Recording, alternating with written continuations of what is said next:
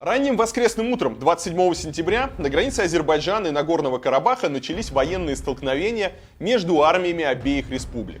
А в 8 утра пресс-секретарь президента непризнанной республики Нагорный Карабах Багран Погосян сообщил об артиллерийском обстреле из столицы республики города Степанакерт. В свою очередь, Министерство обороны Азербайджана заявило, что боевые действия начались с провокации армянской стороны, которая в 6 утра по местному времени обстреляла из артиллерийских орудий и минометов несколько населенных пунктов вдоль границы двух стран. После этого со стороны обеих стран полился поток взаимных обвинений. Армения и Азербайджан ввели военное положение и объявили мобилизацию. А счет погибших довольно быстро пошел на десятки, если не на сотни. Так начался очередной виток конфликта Азербайджана и Армении за Нагорный Карабах. Чтобы понять суть конфликта, нам придется углубиться в историю края. Сейчас Нагорный Карабах — это область, находящаяся на территории Азербайджана, но большая часть ее населения — это армяне. Вообще этот регион с довольно неоднозначной историей, особенно этнической. Еще в античности он входил в государство Великая Армения, после чего он неоднократно был ареной всевозможных войн и переселений. Еще античный историк Страбон писал, что территория, на которой находится современный Карабах, была на границе Армении и древнего государства Албания, которое не надо путать с современной Албанией, которое было населено древними кавказскими племенами, этнически наиболее близкими к современным грузинам. Армяне тогда составляли большую часть населения этого края, но местное население также сохранялось. Об этом, кстати, любят вспоминать азербайджанские историки, среди которых есть мнение, что их соотечественники — это потомки не только тюрок, но и древних жителей той самой древней Албании. Сами тюрки начинают появляться в регионе с XI века, а в XIII становятся доминирующей силой. В этот период многие армянские правители Карабаха попадают от них в вассальную зависимость. Они вынуждены поставлять войска и скот тюркским правителям, платить налоги. Причем, как христиане, они часто платили больше мусульманских вассалов за право сохранить свою веру. До нас дошло не так много свидетельств о жизни в тот период, но вряд ли жизнь двух народов была мирной. С приходом на эти земли Российской империи в начале 19 века на какое-то время конфликт удается заморозить. Однако к концу столетия на Кавказе начинается сильный рост националистических настроений.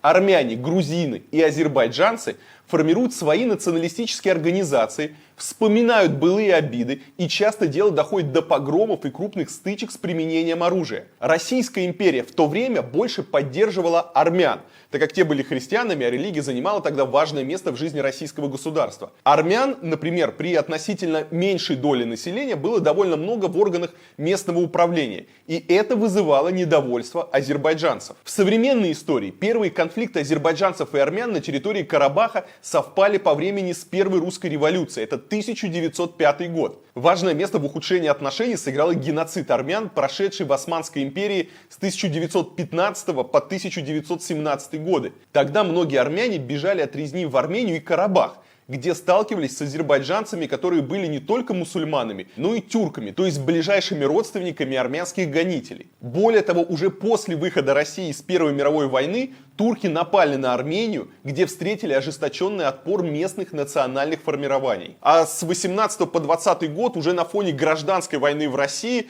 здесь, на Кавказе, была своя армяно-азербайджанская война, которая унесла множество жизней.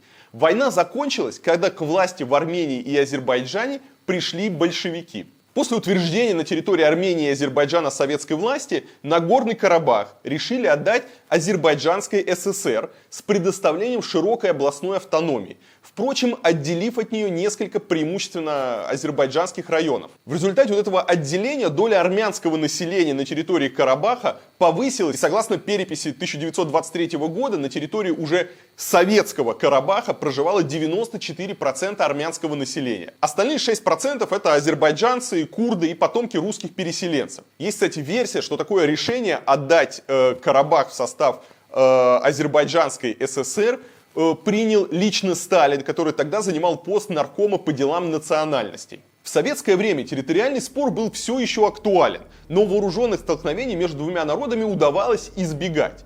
С началом перестройки в 80-х годах интерес к теме вспыхнул снова. В Ереване проходили миллионные митинги в поддержку присоединения Карабаха. Сама республика поддерживала присоединение. Вскоре небольшие стычки переросли в вооруженные столкновения.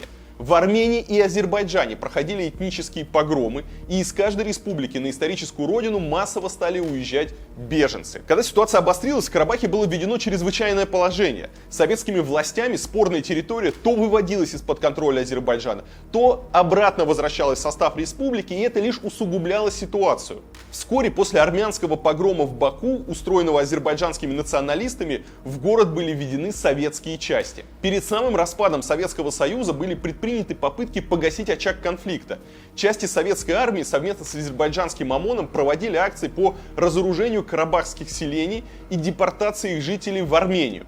Однако после 22 августа 1991 года всякое воздействие Москвы на события в Карабахе прекратилось. В Москве было не до этого, развалилась страна, и в Карабахе начался военный конфликт. В результате раздела советского военного имущества Азербайджану перешли части армии СССР, включая бригады ПВО, бригаду спецназа, 4 базы ВВС и часть Каспийской морской флотилии, а также полные склады с боеприпасами. Вывод частей бывшей советской армии в Россию сопровождался захватом части вооружения азербайджанской стороной. В Карабахе армянскими вооруженными формированиями была захвачена часть вооружения отходившего под контроль Азербайджана мотострелкового полка. В Армении раздел военного имущества бывшего Закавказского военного округа прошел более-менее цивилизованно, но не очень выгодно для Армении, потому что на территории Армении находилось наименьшее количество войск. И тогда же на фоне распада Советского Союза между Азербайджаном и Арменией начинается открытая война, которая продолжалась 4 года. Ее начало было ознаменовано трагедией под названием Хаджалинская резня, когда случилось массовое убийство жителей азербайджанского города Хаджалы армянскими вооруженными формированиями. Потеря этого города обернулась для Азербайджана внутренним политическим кризисом, и его солдаты впоследствии так и не смогли вернуть эту территорию.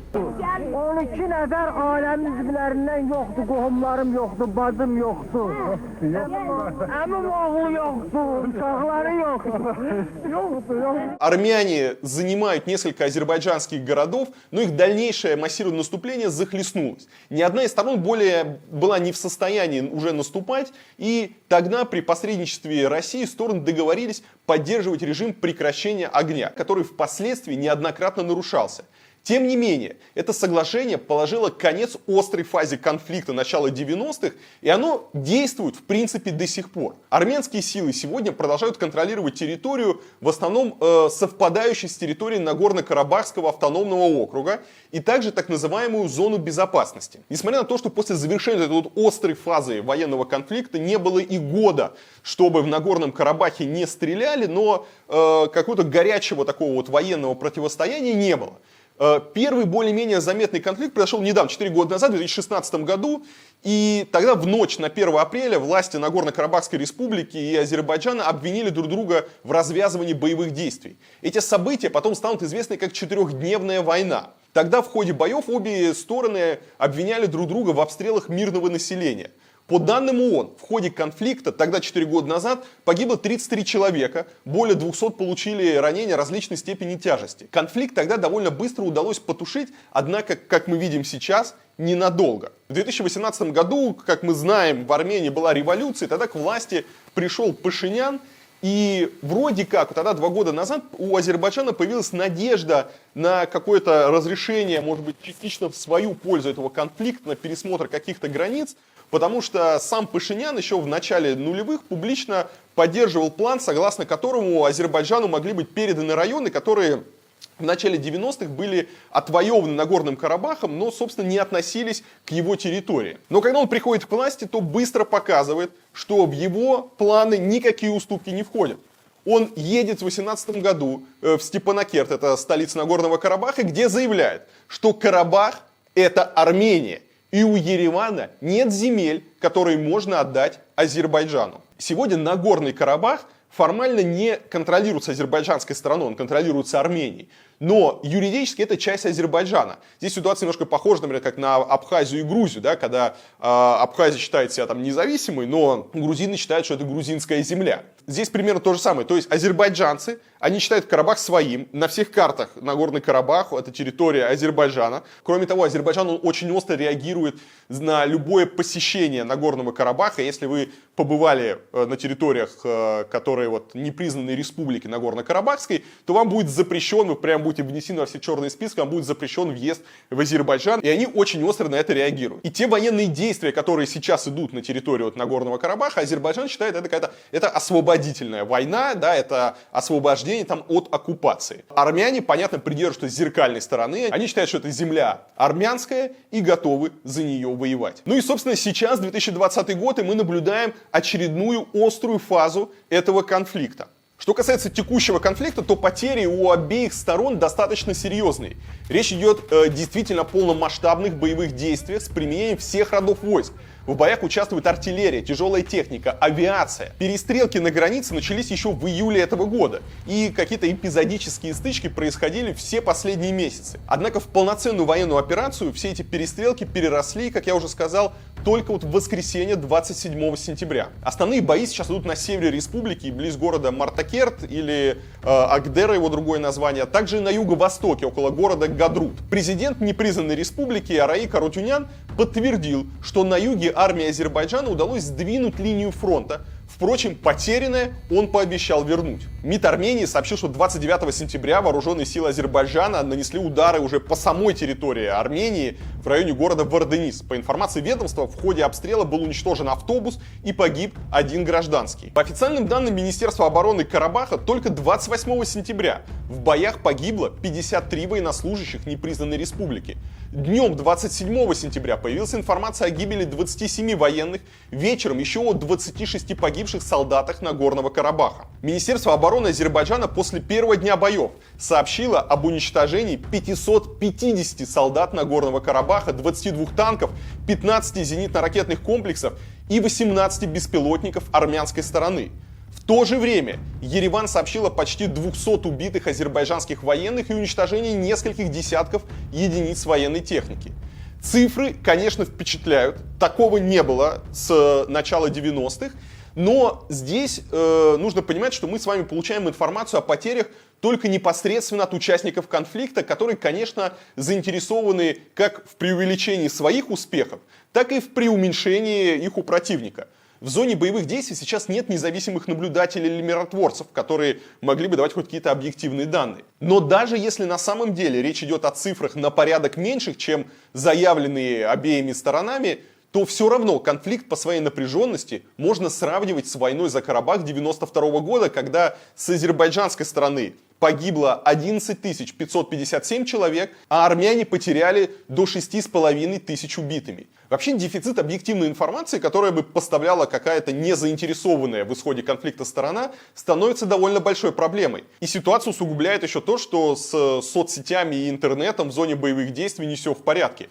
Например, в первые же дни конфликта в Азербайджане были заблокированы мессенджеры и популярные сайты, например, там YouTube и Twitter. И эта ситуация приводит к такому своеобразному футболу, когда официальные представители ведомства одной страны утверждают одно, а их противники тут же эти слова опровергают. Ну, например, во вторник, 29 сентября, армянское министерство обороны сообщило, что самолет американского производства F-16, который был поставлен Азербайджану Турцией, сбил самолет Су-25 армянских ВВС. Затем эту новость поспешили опровергнуть в Азербайджане.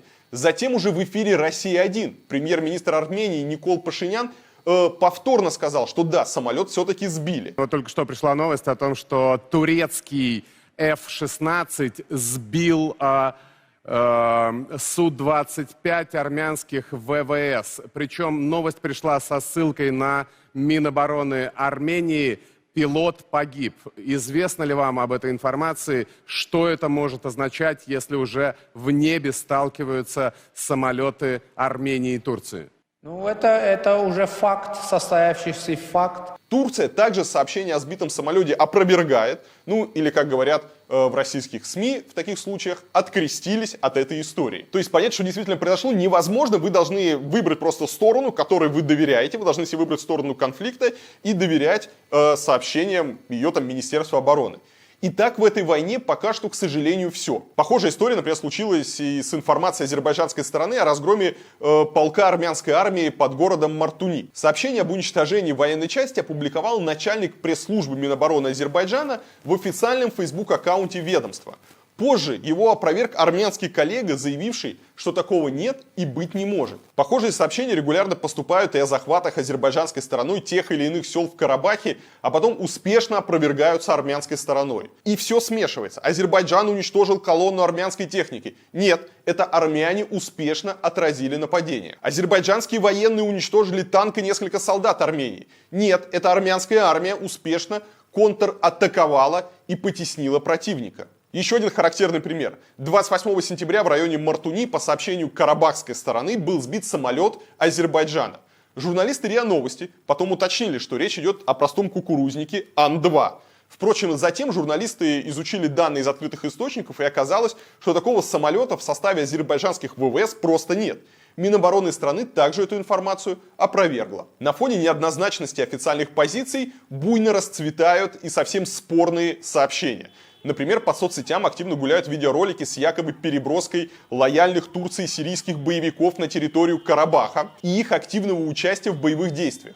Причем это мнение в интервью РБК озвучил и посол Армении в России Вардан Таганян. Насколько нам известно, это боевики, которые со стороны турецких военных подготавливались в лагерях беженцев, о чем мы знаем последние годы сирийской войны, на тех участках оккупированной Северной Сирии, которые находятся под контролем турецких военных, они перебрасываются оттуда, нанимаются, это представители разных стран или национальностей. Более того, уже появились сообщения о том, что эти боевики начали терроризировать местное население, так как их образ жизни не соответствует нормам шариата, после чего для успокоения гастролеров был даже якобы использован спецназ. Информацию о турецких и любых других наемниках опроверг посол Азербайджана в России.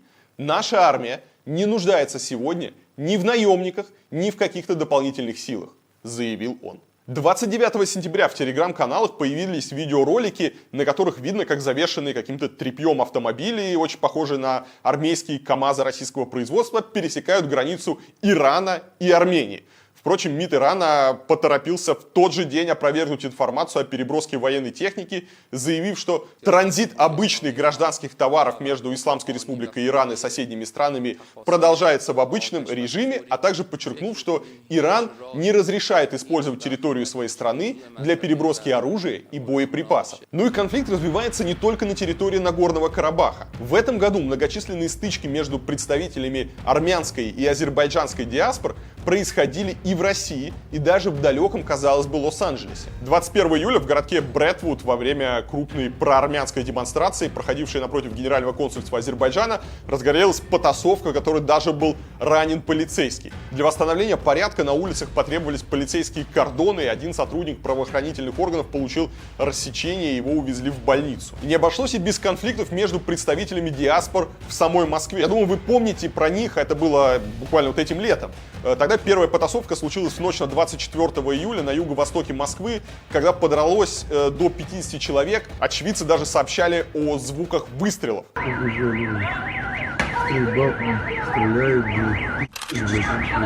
Тогда все это происходило в районе Марьино. Был развандален автомобиль одного из участников драки. Неизвестные грабители угрожали персоналу и посетителям ресторана. Была также информация о том, что азербайджанцы останавливали машины с армянскими номерами и избивали людей, находившимися внутри. Кто-то привлекал к себе внимание громкими разговорами по телефону на армянском языке. Кого-то в лоб спрашивали национальности и начинали избивать. При этом агрессоры требовали признавать, что Карабах – это азербайджанская земля.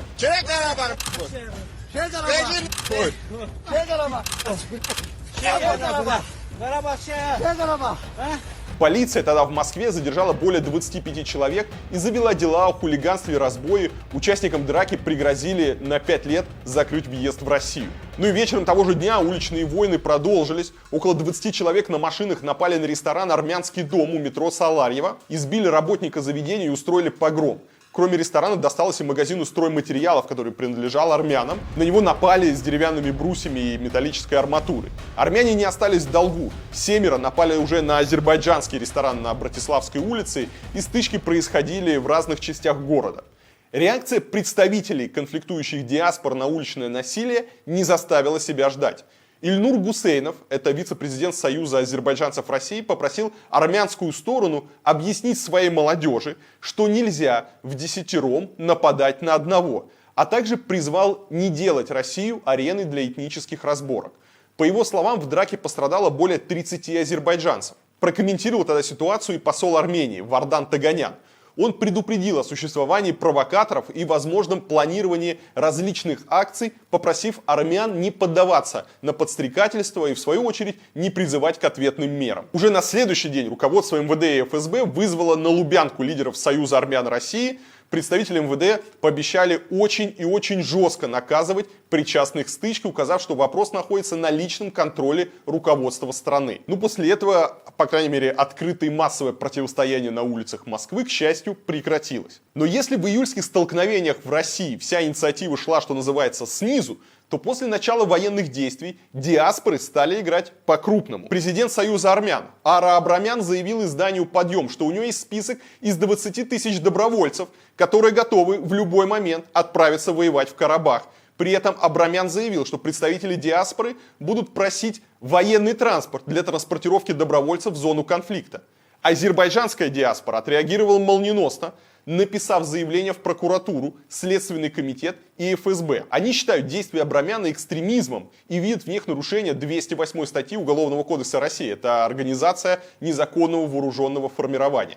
Тема добровольцев вообще очень остро стоит для обеих сторон конфликта, и нельзя отрицать, что, как и в войне 92-94 годов, среди населения обеих стран и сочувствующих им есть много желающих поддержать своих на линии фронта.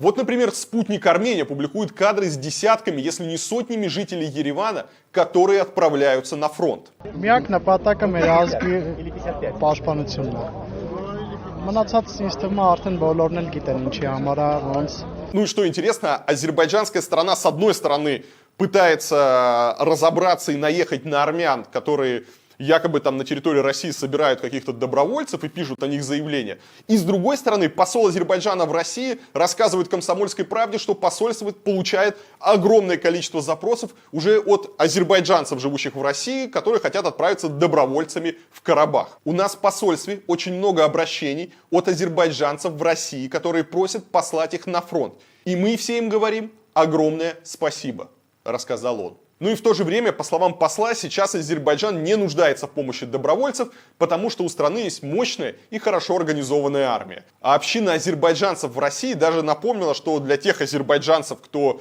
является гражданином России, выезд в зону боевых действий может закончиться уголовным делом. Официальные же позиции двух стран пока зеркально похожи. Президент Азербайджана Ильхам Алиев в эфире «Россия-1» заявил, что переговоры с противником невозможны, пока Армения считает Карабах армянским. Армянский премьер-министр публично заявляет, что Карабах – это Армения и точка.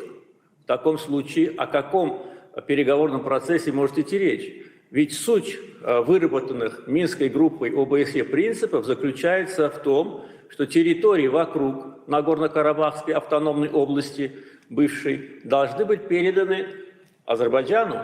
Премьер-министр Армении Никол Пашинян в эфире программы «60 минут» назвал происходящее экзистенциальной угрозой всему армянскому народу. Поэтому все мы это воспринимаем как экзистенциальную угрозу для нашего народа. Фактически мы воспринимаем это как войну, которая была объявлена армянскому народу, и наш народ просто сейчас вынужден использовать право на самооборону. Он также заявил, что Турция уже фактически участвует в конфликте, а высокопоставленные турецкие военные сейчас руководят операциями в Карабахе и консультируют азербайджанскую сторону. И Армения, и армяне Нагорного Карабаха находятся под непосредственной угрозой Турции, и Турция, по нашей информации, ищет повод для более широкого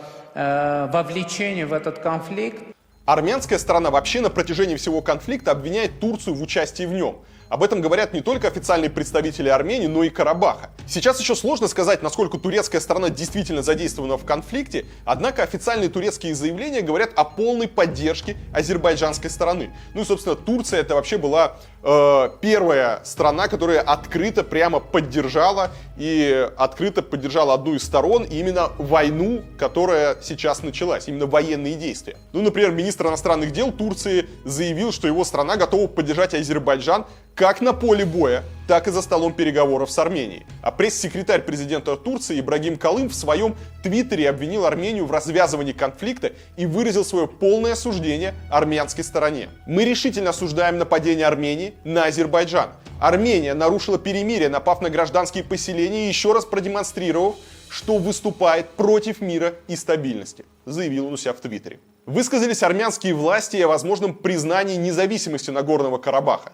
В своем интервью РБК посол Армении в России Вардан Таганян заявил, что возможность признания Армении независимости Карабаха зависит от того, насколько близко турецкие и азербайджанские военные подойдут к границе Карабаха. Что касается реакции других стран, то пока она не выходит за пределы обычных в случае таких конфликтов проявлений обеспокоенности. Премьер-министр Армении Никол Пашинян созвонился с канцлером Германии Ангелой Меркель и призвал ее приложить все усилия, чтобы удержать Турцию от агрессии. Пашинян в разговоре с Меркель заявил, что Армения подверглась агрессии со стороны Азербайджана и Турции.